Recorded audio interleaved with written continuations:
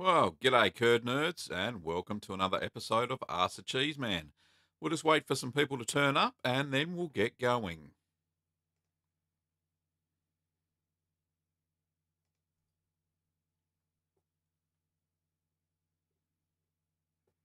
Alrighty, that's all good. YouTube gods are smiling on me today. Okay, and a few people to say g'day to straight off. We've got Team Sapperline, g'day Bulkhead Son, and Axark, g'day Philip. How are you, mate? Lovely to see you online. And who else we got? And the lovely Kim, of course, who's moderating today for us to keep all those unsavoury individuals away from the chat. And David, g'day, how are you? All the way from Missouri. And Geordie, once again, g'day. And let's kick off the show. Well, g'day, curd nerds. G'day, curd nerds. Well, g'day, curd nerds. Well, g'day, curd nerds. Well, g'day, curd nerds. Well, g'day, curd nerds.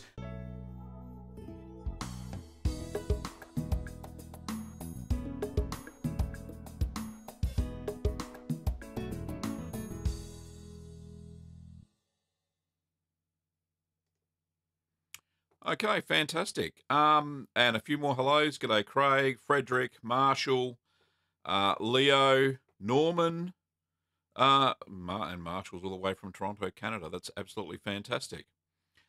Okay, it looks like my something. No, it seems it's all right. I'm getting some lag on the feed for some reason. There we go.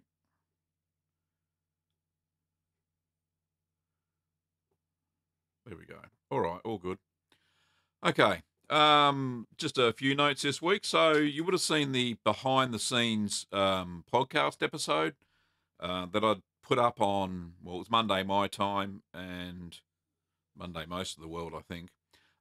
So just wondering what people thought of that. I could do that more often because I've got to take the podcasts anyway for their Wednesday morning release. So why not video them? The editing was no hassle at all. So if people are interested in that sort of thing, then happy to get some feedback back via the chat today. That would be lovely.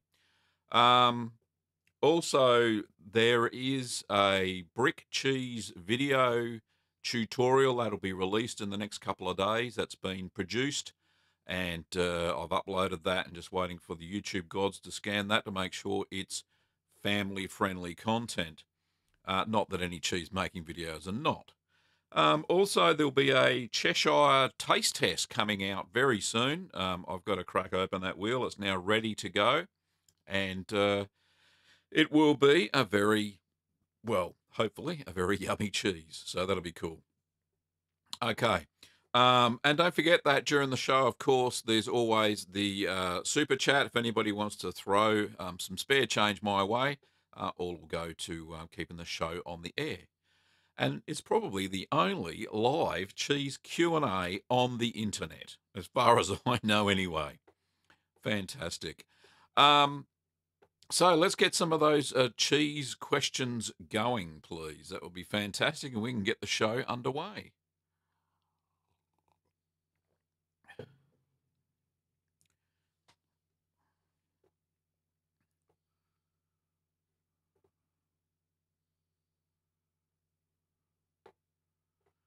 Alrighty.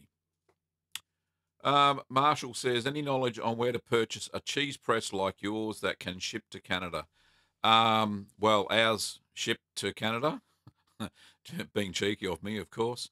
But look, there are, if you go to, what's their name? Glengarry Cheesemaking Co. That's a Canadian company. And I think they've got some cheese presses, probably not quite the same, but they do have some spring presses. And at a pinch, if you can't get hold of anything there, go to New England Cheesemaking Supply, and they have a cheese press that's spring-based as well. Theirs is quite expensive. I don't quite know why. I think it's made from hardwood, so unlike the stainless steel and food-grade plastic that ours is made from. So you could check that out, Marshall. Geordie's got a question, and I'll make another tilsit. When I'm washing it, do I need to pat it down with paper towel afterwards to keep the moisture down? I'm concerned about it getting over moist, like my last one. I tend not to with washed rind cheeses. I basically put some brine on my little cloth, just wipe it all over so it's moist, and as long as it's off the bottom of the ripening box, then any extra moisture usually drips away. But that extra moisture keeps the humidity high, and those washed rind cheeses, most of them are treated with Brevibacterium linens, need to have at least 90% relative humidity. So that moisture is definitely going to help. But if you're finding that it's too moist and some bad things are happening, then yeah, you can pat down a little bit of paper towel. But the washing really does help prep the surface. It needs to be fairly moist for the Brevibacterium linens to start growing properly. Akil wants to know, how do you keep the temperature so accurately constant? I mean, do you turn off the stove when not stirring? So there's a couple of times when I turn the stove on and off during a normal sort of cheese making session. So I'll turn, as soon as I've got the milk in the pot, I'll turn the heat on to get it up to the target temperature. And then I turn the heat off, because milk, unlike water, holds its temperature a lot better and hardly drops down over the course of an hour. So then I'll add the starter cultures, let them rehydrate a little bit, then stir them in, and the heat's still off. And then when I cut, just before I add the rennet and the calcium chloride and the rennet, I check the temperature. And if I need to adjust it, then that's the best time to do it. And then once it's at the target temperature again, if it's dropped or anything, then add your calcium chloride and rennet, and then just leave it. Don't touch it whatsoever after you put the rennet in. If you stir it or anything, it'll break up the protein structure and it won't set a curd. So that's a bad thing. And then after you've cut the curd, you can check it again. And some recipes say heat it up over a certain period of time slowly. That's when you would apply the heat again. And then once you've got your last final target temperature, turn it off. So hopefully that's answered your question. Kim, she hearts cheese. Yes, she does. In fact, I think she's eating a toasted cheese sandwich right now as we speak. Or she might have finished it. Okay, John. G'day, John. G'day, Gavin. Have you ever done a Saint Nectaire cheese? No, I haven't, but I think I've got a recipe. So I'll put that on the to-do list and we'll have a look at that one. Frederick says, I made you a triple jack last week and I turned it every day for a week. Should I wash the white mold off every time or leave it on? White mold, it shouldn't be growing any white mold, but if you've got Penicillium candidum present in your home, then it'll probably be. Just pat it down, basically. What you can do is that oil and the chili rub, you can actually rub that on again once the cheese starts to dry out. But once it's dried out, you can tend to, if you're going to do a natural rind, then just pat it down if you get any white mold on it, or give it another oil and chili rub. If you want to vac pack it, don't worry about it. Just vac pack it after it's touch dry. Okay, Hauke says, I vacuumed my Gouda. It is in the cheese cave for 3 weeks now. While turning, I noticed a few cracks are opening in the rind. Any ideas why this happens? Well, yeah, it's drying out. That's what's happening. What you need to do is quick, smart, and get that waxed. I tend to wax my Goudas rather than vacuum pack them. It's just something I do. And I do that after they're touch dry. So as soon as they're touch dry, either wax it or vacuum pack it, because they tend to dry out, the rind will crack. And once they start to crack, you'll get all sorts of molds and yeast growing in those cracks, and that'll spoil the flavour of your cheese. Philip says, a French guy cooking is looking for help making buffalo mozzarella. He's mixed milk with cream and milk powder to reach the correct fat and protein content, but the curds won't stretch. Any ideas? You know, I was watching his video the other day because somebody asked me to reach out to him, which I did on Twitter, and I haven't seen him. I haven't got a reply, so I didn't want to, push the point or anything like that. I reached out, asked him if he wanted to share if he wanted one of my recipes, and see if that'd help him out. What I think he's doing, and I'm not sure what the milk is, because you couldn't get a good look at it. I know in France, a lot of store-bought milk is ultra-pasteurized, so that tends to put a dampener on any cheese making. Another thing that I looked at, I don't think he's actually using enough rennet, because when I make quick mozzarella, I know he's trying to simulate buffalo mozzarella and have a very high fat content. I noticed that he only added a few drops of rennet, and God, I use half a tablet, which is meant for 25 litres of milk. Another thing, the cream that he's added could be ultra pasteurized as well, so that would stop the curd from setting. Yeah, so there's a few things there, and like I said, I've tried to reach out to him, but he hasn't come back yet. So what can I do? Where are we? Hi, Gavin. Are you planning to make that cheese that I shared with you on Facebook, the one with the candidum on the outside and the Roquefort on the inside, which is Cambenzola? I'd actually do have that on my list, but I haven't got around to it yet. I've only got around to making brick cheese, which was requested 2 years ago, so I'm a little bit behind. There's only so many days you can make cheese, I suppose. But yeah, look, I will get around to that. Don't worry about that at all. Breezy girl, g'day, how are you? Luke, he says, hi, Gavin. I made a Parmesan and an Asiago. He made it go away. I was just reading that one out too. Emily, what's the difference between aromatic mesophilic culture and mesophilic culture? Good question. Normal mesophilic culture has 2 strains of lactobacillus lactis bacterias, and aromatic mesophilic culture has 2 extras. One that's a diacetyl culture, which adds a buttery flavour, and another one that produces a sweet-smelling aroma. So you'll find cheeses. So an aromatic mesophilic culture, and a good example is, what's it called? Floridanica. Floridanica is a aromatic mesophilic culture.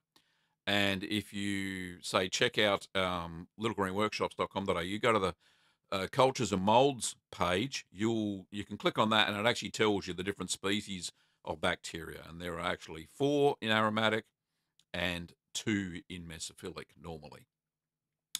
Forvo Quizlet says, is there an example of a cheese log form that you have for recording each batch?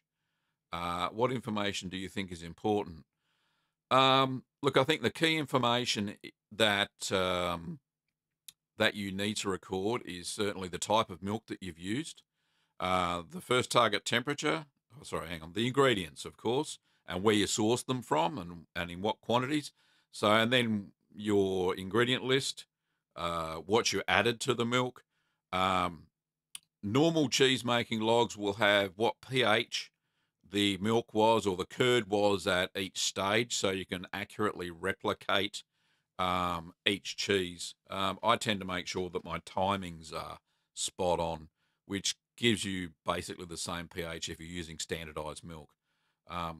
So there are a few good ones. I think there's a website called curdnerd.com, and they actually have a cheese making log sheet for each cheese, which is free, so you can download it over there.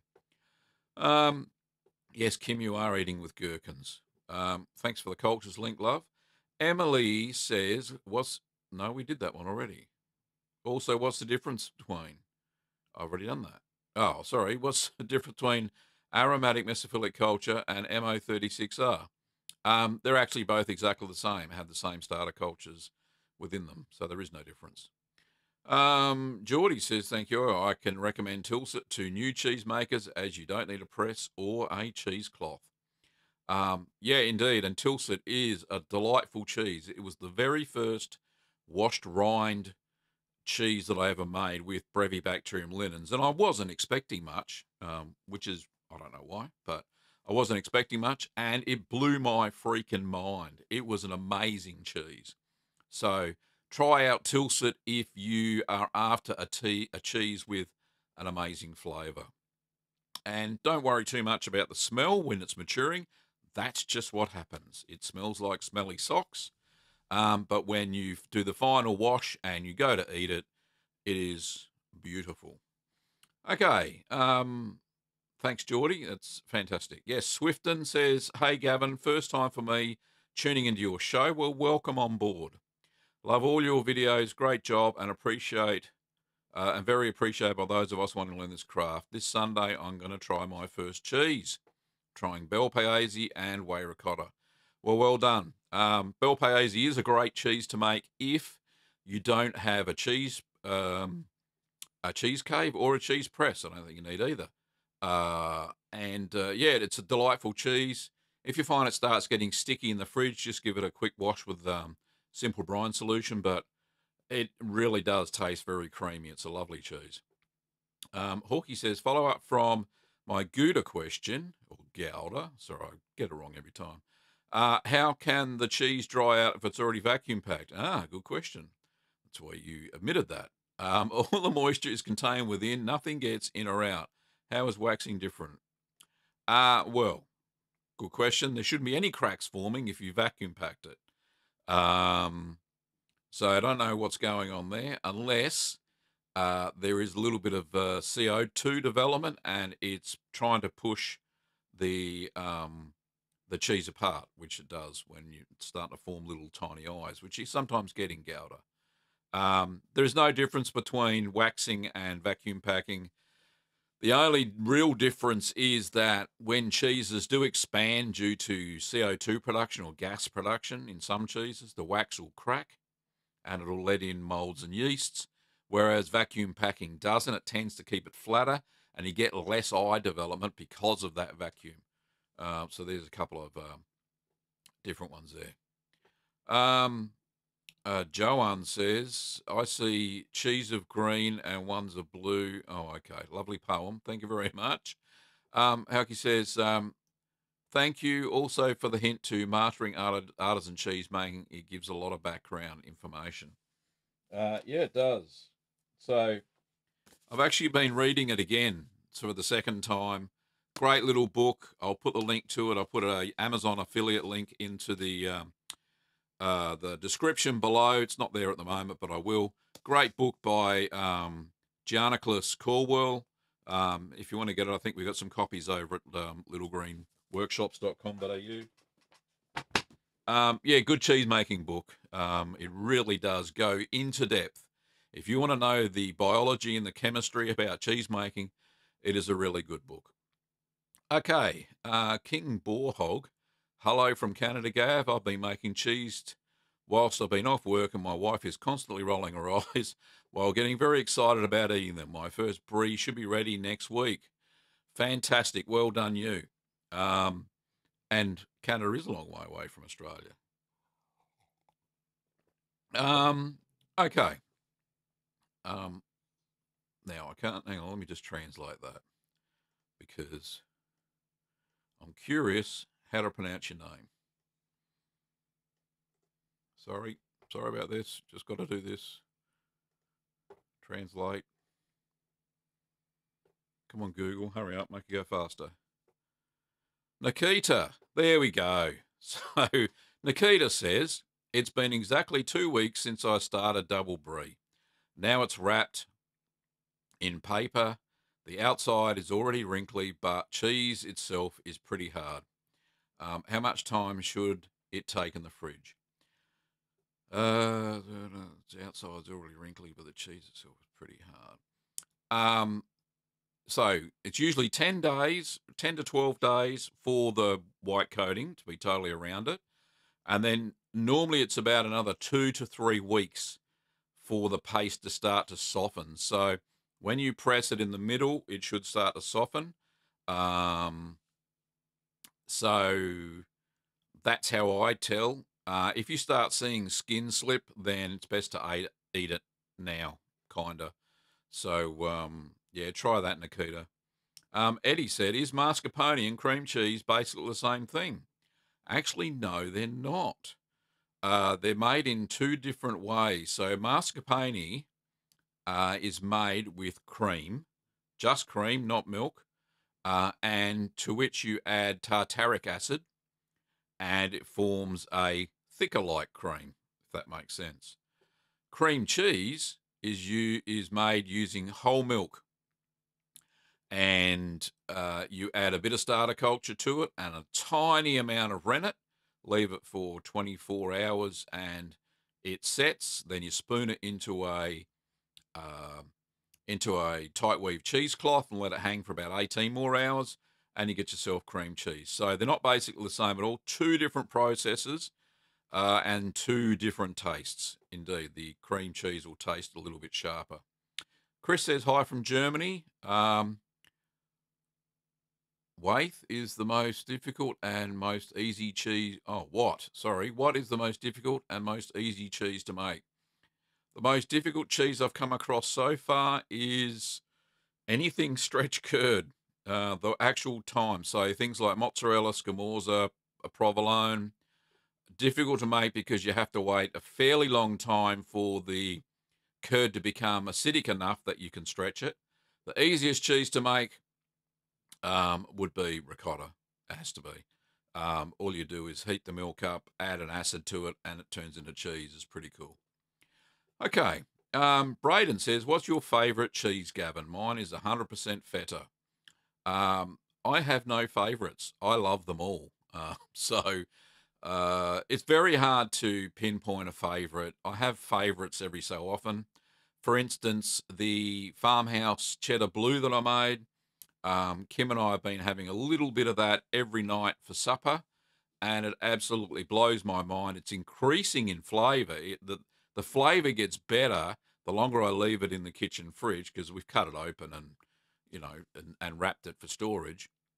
But the flavour just gets better and better and better. It's amazing. So, yeah, so that's my favourite cheese this month. The next favourite cheese may be brick cheese, so which the video is coming soon.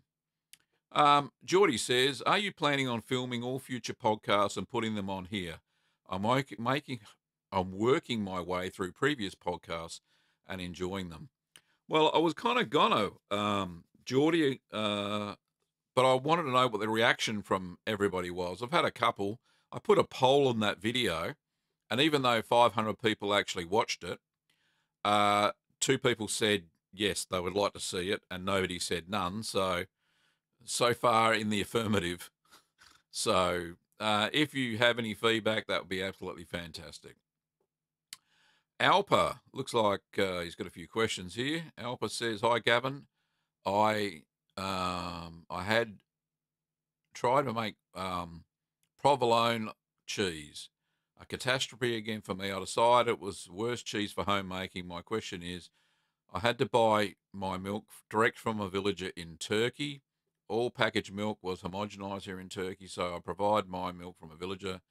He could use a cold change rule, but I cannot trust too much, and I raise the temperature.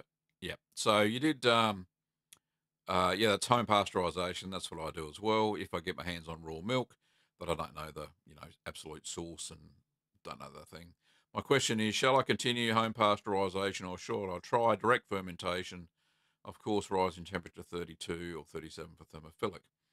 I would say the best way, if you are uncertain about your milk quality that you're getting from the farmer, then I would still do the what's known as bulk pasteurisation. So that's bringing it up to 63 Celsius, holding it for 30 minutes, and then cooling it down to the starting temperature of your cheese making. So that's the best way. You're doing it right.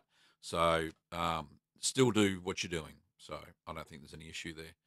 I got another question somewhere in here. Norman says, my Havarti sagged in the cheese box.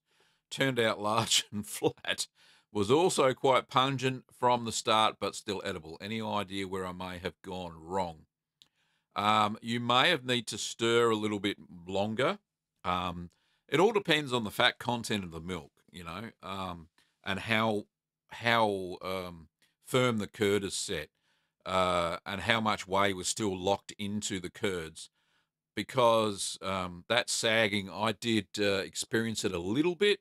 So it's held its form, but it kind of bulged at the sides for my Havarti. But it tasted amazing. It was a great cheese. But what I was going to do was probably stir about 10 minutes longer than I did in that recipe. So you could try that next time, and that'll release more whey, and therefore you won't have as much trouble with sagging.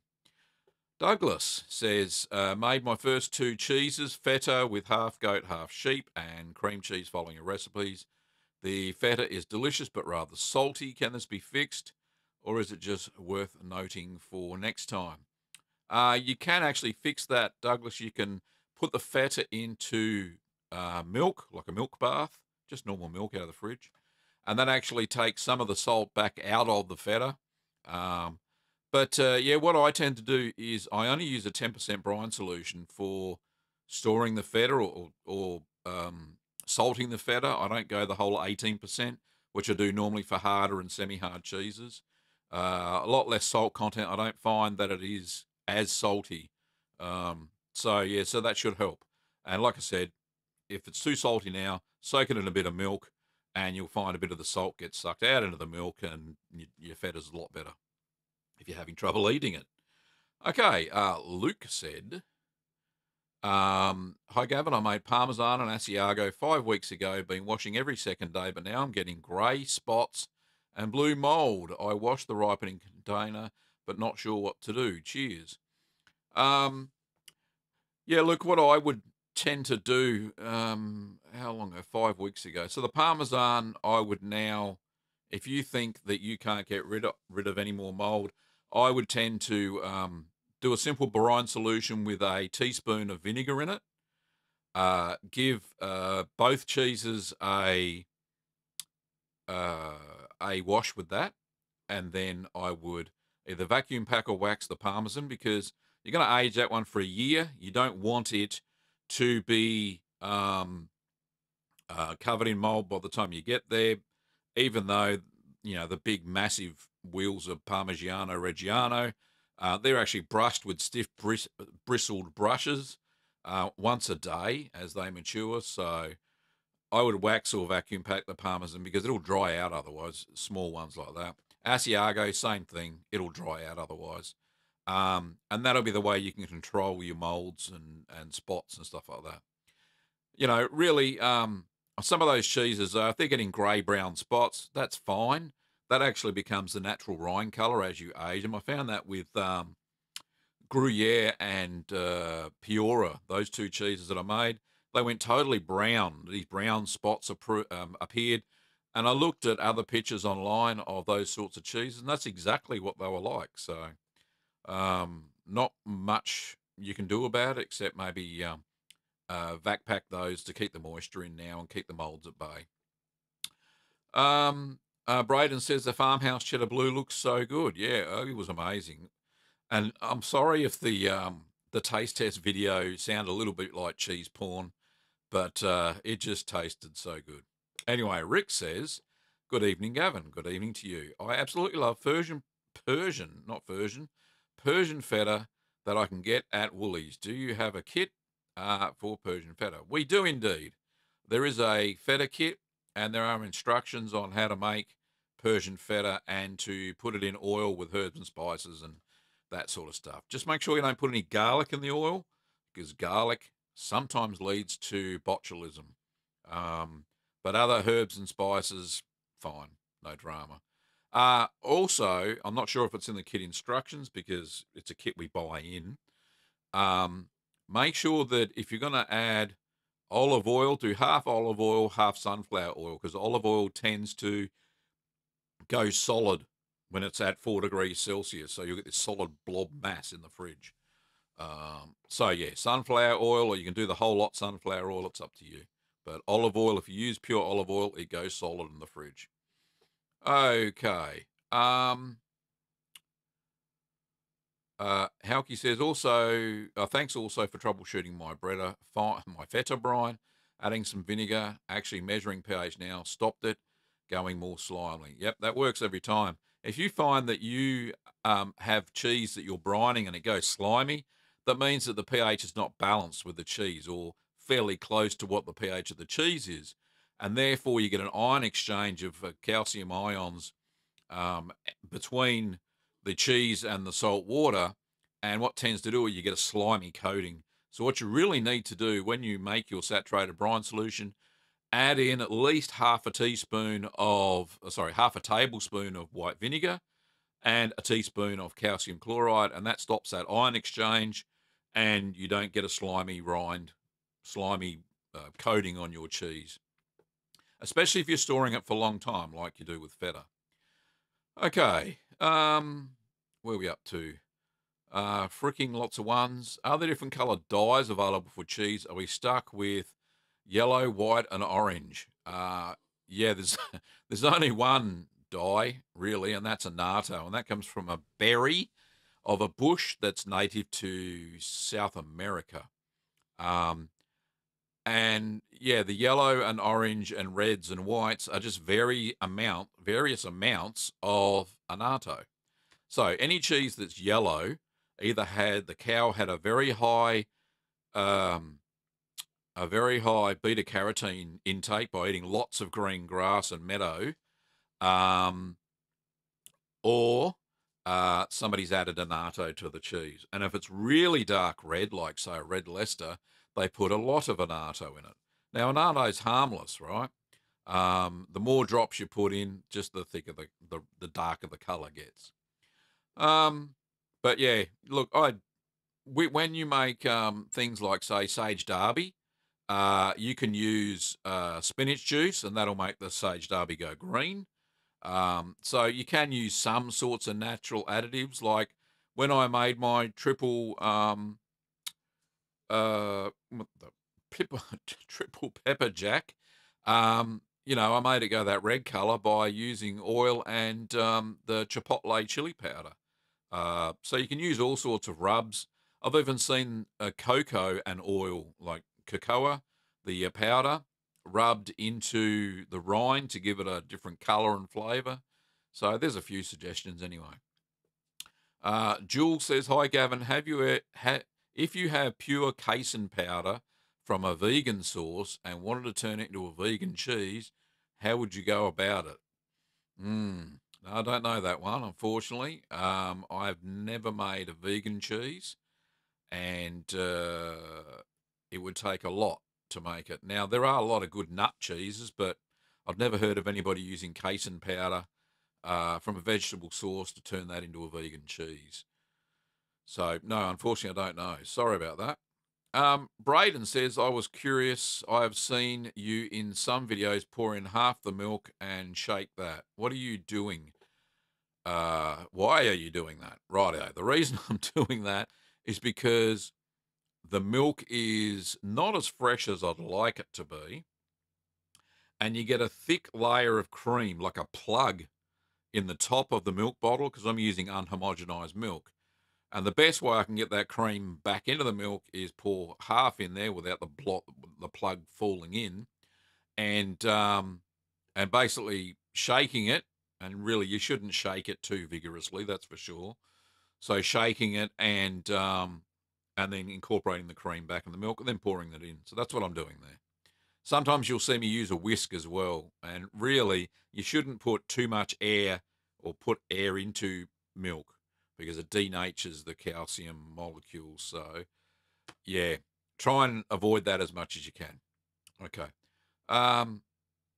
Douglas says, "Thanks, so helpful." Well, thank you, Douglas.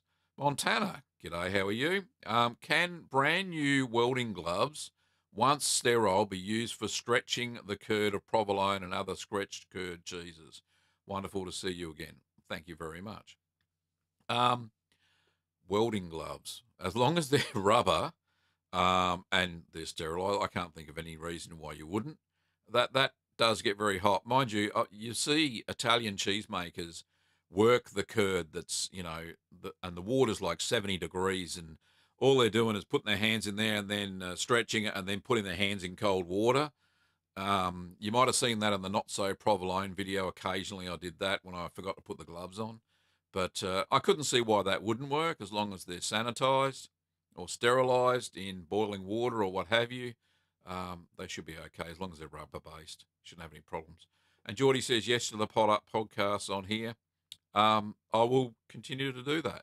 I'll put them on a day I don't normally post, so it doesn't muck up my normal schedule of videos. So I'll do that. Hauke says you've always been quite relaxed about funky molds. How are you sure the cheese is still edible after cleaning it with brine, even if it had all the colours of the rainbow on it? That's because if you've seen some of the cheese making videos that I've seen of natural Rhine cheeses in France, Italy, and all throughout Europe, you will see more funky molds than you can poke a stick at. Now, remembering that most of those molds, especially in your own cheese cave, you've introduced them into the cheese caves. So if you don't see any that are, if you see some of the like black, then obviously you don't eat it, you cut that bit off. But remembering that mold spores have very deep roots. So you might have, if you start getting black mold all over your cheese, doesn't matter how much you wipe it, it's going to be a bit ordinary. So, but other molds like blue and white and some grey ones and red molds, I introduced those to the cheese cave, so I kind of expect them to be there. And I'm not dead yet, so that's a good indication as well. I'll be your crash test dummy for cheese. How's that sound? Rick says, you're a legend, mate. Thanks, especially the garlic tip. Yeah, definitely. A lot of people put garlic and oil and end up, it does create the botulism bacteria gets in, and that's bad. But other stuff's cool. Kim put the link up to the feta. That's fantastic. Gee, I'm way behind here. Sorry about that. Nikita says, awesome. Thanks, Kim. You work brilliantly together. We do. She is a keeper, And yeah, everybody's having a chit chat there. All right. Oh my God, enough culture to make 25 batches of feta. Indeed, it does. So just use it sparingly. I think it has a Sacco culture in it. So I tend to use, with Sacco cultures, I tend to use between 1/16 and 1/8 of a teaspoon. You might get a little bit less. With, say, Danisco Choose It and CHR Hansen tend to have bigger doses. So Sacco molds have lower doses, a lot lower. I've even gone down to 1/32 of a teaspoon and still made a successful cheese using Sacco cultures. They are very strong. Luke says, thanks. Thank you. And Jewel says, any advice on making cheese from milk powder in general? No. Unfortunately, all the videos that I've seen, they turn out some sort of processed sort of cheese, because in the end they have to add oil to it to make it look like cheese, and it just doesn't work. You can certainly make a fairly good yogurt from milk powder. I've seen that and done that myself. But as for a semi-hard or hard cheese, I don't think you're going to have any luck at all, unfortunately. The Brainless one says, is cheese just the casein, or is it more than that? Well, it is actually more than that. So casein is part of the protein. So what happens is, once you add rennet to the milk, the casein molecules, which are made of alpha, beta, and kappa casein cells, they tend to form a mesh network, which then traps the fat globules of the milk into the mesh, which becomes the curds. So there are more than just the casein. So there's proteins, lots of minerals, vitamin B, vitamin A, so many great nutrients in cheese itself, which comes from the milk. the whey itself has whey protein in it, which is different than casein, and it tends to, well, get discarded. And depending on how well your curd set is, depends on how much milk fat from, what we normally see as cheese gets washed down with the whey. And you can recover some of that back if you make whey ricotta. So there's some of the things I've learnt recently about milk structure. In fact, I just read a massive big chapter in that book I showed you earlier. Okay, Jean-Francois, hello to you. I made some camemberts following a recipe, and my best friend said it was better than the supermarket, and he wants me to make some more for him. Excellent. So hopefully you're using the Little Bear recipe. I've actually got a new camembert recipe, or I'm going to not call it camembert. I'm going to call it a white bloomy mold cheese. And when mine form, I tend to get a little bit of oozy paste just under the outside of the mold. So I'm going to see that there is another method that you can use by either using thermophilic starter culture instead of mesophilic, which I normally use, or aromatic mesophilic, or wash the curds just after the first stirring. And normally you don't stir the curds. So you cut the curds, give it a bit of a stir, wash the curds, and this is called a stabilized paste.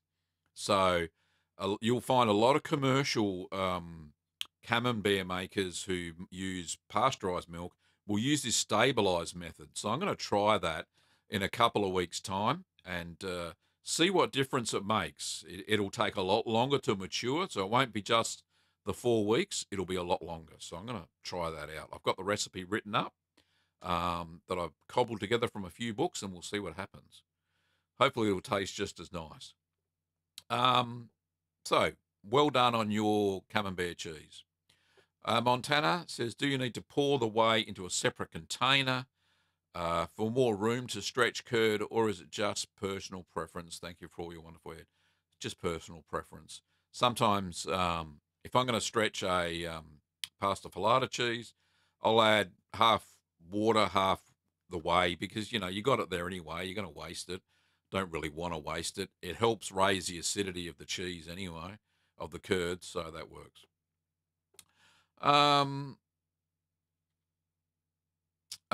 Vic Troller says, hey Gavin, how long ago did you start making cheese? Well, I made my first cheese in 2009, so 9 years I've been making cheese now. And I'm not a professional or anything like that. I did once live on a dairy until I was 16 years old. Never made cheese there. Just helped Dad milk the cows. So not a professional cheesemaker. All these things that I'm telling you guys now, I've learnt from experience, from reading, from watching videos, from seeing people make cheese themselves. So I'm sharing all my acquired knowledge, which is cool. Okay. Swifton says, I'm guessing people are having trouble sourcing milk. If they're asking about powdered milk, I guess we are a bit spoiled for choice in our supermarkets in Australia. Yeah, we are now that we're able to get unhomogenized milk. Before that, pasteurized homogenized milk was the only stuff I could get my hands on as well, other than getting a sneaky bit of raw milk occasionally. So, yeah. Depends on what part of Australia you come from, I suppose. If you live in the Northern Territory, all you're going to get is ultra pasteurized milk, so you won't be able to make cheese, unfortunately. Okay, Geordie says, what is the difference between thermophilic type B and type C? Depends on which company it comes from. Type B tends to just have Streptococcus thermophilus, and type C seems to have Streptococcus thermophilus plus Lactobacillus lactis subspecies helveticus and subspecies, what's the other one? No, I can't remember. I'm sorry. But yeah, type C has more thermophilic cultures than type B does. Type B is the kind of standard that people use for Italian cheese. It's very similar. Type C is very similar to MOT 92 that I use, whereas type B has just got one or two of the thermophilic starter cultures. Jules says, and also the lactose gets trapped in the matrix. It does, as well as the lactose starts to get converted into lactic acid by the starter culture. Brainless One says, you mind showing the book again? I was asleep. Okay. So the book that has everything you want to know about milk and all that sort of stuff is this one, Mastering Artisan Cheese Making by Giannicholas Caldwell. We've got some in the store at littlegreenworkshops.com.au. I'm pretty sure we have anyway. Great book. I'll put up an Amazon affiliate link if anybody wants to purchase it. And a little bit of that goes to us, which is cool. Okay. And Fricky just asked me the question I answered a second ago. Camille says, if I don't have a cheese fridge, any tips on how to age them? Regular fridge is good or too cold. I doubt aging in room temperature will be good when temperatures reach 30s. Any tips? Yeah, so there's a few cheeses you can make with just your normal fridge. So Bel Paese is a good one. Making quick cheeses like halloumi is fantastic. You don't need to age them at all. A lot of the soft cheeses you don't need to age. So sticking to what you can make in your climate is the best thing if you don't have a cheese fridge. So there you go. And feta, of course, doesn't get aged at room temperature. You can put it in the brine and put it in the fridge as well. Normal fridge. Okay. Plus one of that question. What have you been doing? Oh, sorry. Nikita says, what have you been doing for a living before cheese making? Well, I work in IT. There you go. And that's what I do. I don't do that of much because I've been quite sick with these headaches, and you are seeing the best of me in these videos, not the worst of me when Kim sees me in pain and stuff. So, yeah. Anyway, more on that later. King Boarhog says, when making cheese, you must approach it carefully, or it won't turn out very good. I camembert stories of kitchen failures, they make me very blue. That is hilarious. That's the first time I've actually seen that. Very good little bunch of puns there. And you continue on, Stilton. If you Havarti the patient to fondue it, it will go fine and they'll be left to eat them. Very nice. Okay, Curb says, have you ever made cheese with mushrooms or smoked ham inside it? Unfortunately not. However, there are a lot of good truffle cheeses. So powdered truffle, people using powdered truffle or shaved truffle, and they put that throughout the curds. Has to be a fairly fresh cheese. I've seen truffle cheeses that are like cream cheese with truffle added, or cherve, which is goat's cream cheese with truffles mixed through it. But normal mushrooms, they tend to go mushy and you can get infections in your cheese. Same with ham. It's best to add that sort of stuff after the cheese is matured. And yeah, I wouldn't add it beforehand. Montana says, here's a joke. What is the cheese? What cheese is made backwards? Edam. Ha, I knew that one. And Swifton says, if your milk used in Bel Paese is unhomogenized, do you still add the calcium chloride? Look, I tend to. In fact, any milk that's been pasteurized has had some of the calcium denatured. So the casein won't set a curd properly without additional calcium added in the form of calcium chloride. Calcium chloride is just a simple salt, very similar to normal table salt, which is sodium chloride. So don't be scared of not adding calcium chloride. I tend to add it to every cheese, whether it's unhomogenized milk, even raw milk. So, for instance, if I get my hands on raw goat's milk or sheep's milk, I always add calcium chloride because they tend to set a very sloppy curd, and it certainly helps out. And truth be known, if you have a look at most commercially made cheeses, they list salt. They don't say what type of salt. It could be calcium chloride, or it could be, and with the addition of obviously normal table salt, which is sodium chloride. So salt covers both of those, would you believe? Hawkey says, have you ever tried making string cheese? I know it from Russia, but also found some from Turkey, but I like the smoked one from Russia best. Yeah, and there is in around Turkey, there's an Armenian string cheese. It's basically, yeah, pasta filata. They actually stretch lots and lots of times. And I think they add nigella seeds to it, if I remember rightly. But I haven't tried it because we can't get anything fresh like that here in Australia. But I'll put that on my list because I actually saw a nonna on a video making Armenian string cheese. And it looked fairly easy to do, but she bought her curds from the shop.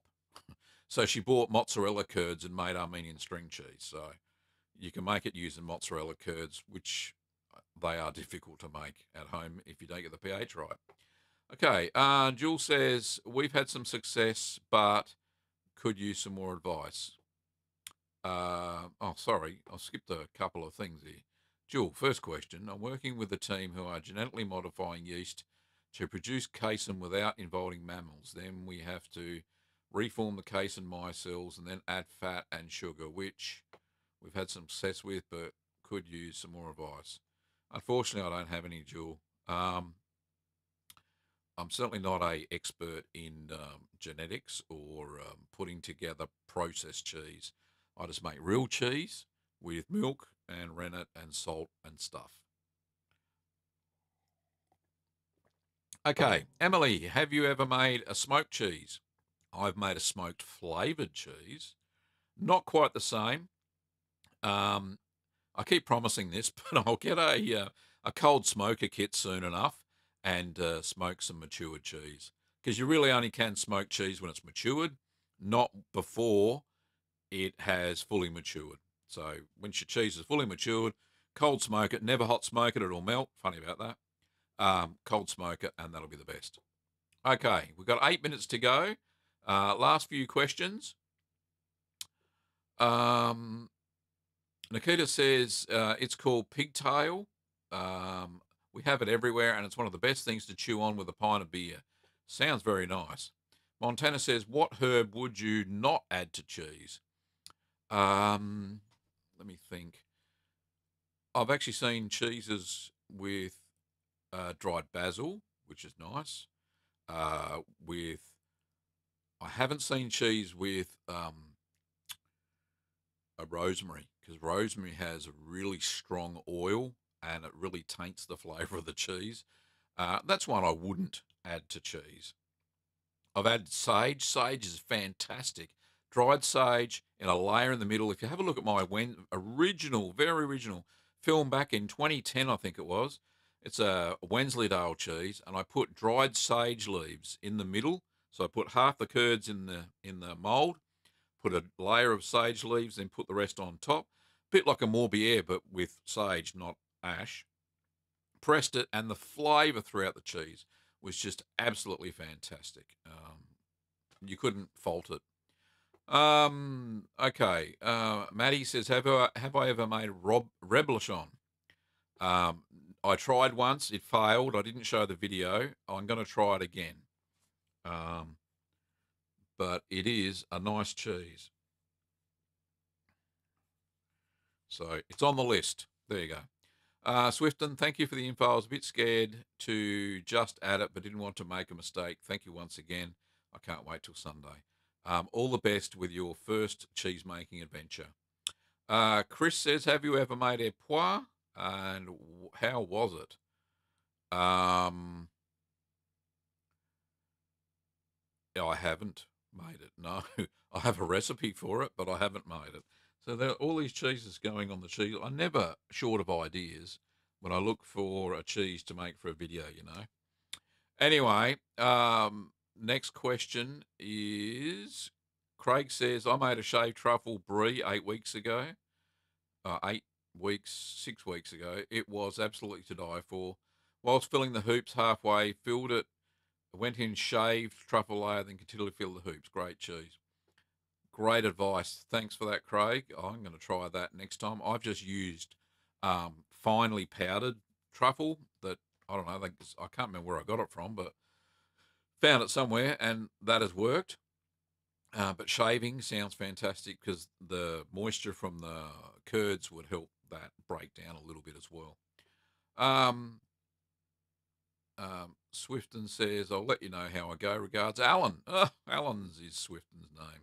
Nice. Danielle, Oldie has cold smoking machines a week ago. Look forward to trying mine. Oh, I hope they got some left. I might go and have to have a look.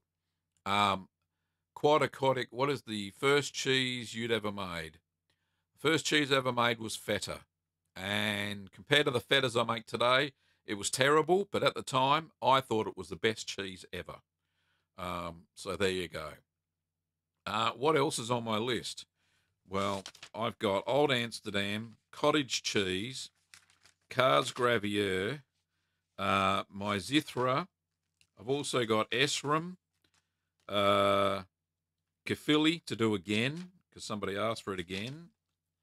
I got lots. Anyway, so that's just a small amount of stuff on my list that I maintain in my little pad. So, okay. And last question for the day, because we're 4 minutes to go. Hauke says, currently I only have Mesophilic, May, Gouda, Feta, and Cheddar. What should I go next? Oh, try the triple pepper jack. I'm hoping is to die for. Or you could even add a pinch. You could make the farmhouse cheddar blue if you buy a blue cheese and pick out some of the blue mold and pop it into the milk and dissolve it in a little bit of milk first and then throw that in the pot. You'll get blue cheese. I've tried that before and it worked. So there you go. There's something if you're into blue cheese. Montana says Gorgonzola, Wallace and Gromit style. There you go. There's my best Wallace impersonation. So, Kimmy, if you're still watching there, honey, we can do the roll-up now. Thank you, everybody, for watching. It's been absolutely fantastic. I've really appreciated everybody coming on and giving me your questions so I can answer them. As always, there's enough questions to fill an hour, and that is absolutely fantastic. I don't usually go more than an hour because people have got lives, especially you guys, and you should be out there making cheese, all right, or drinking wine with cheese or beer or whatever, and having a good time with your cheese.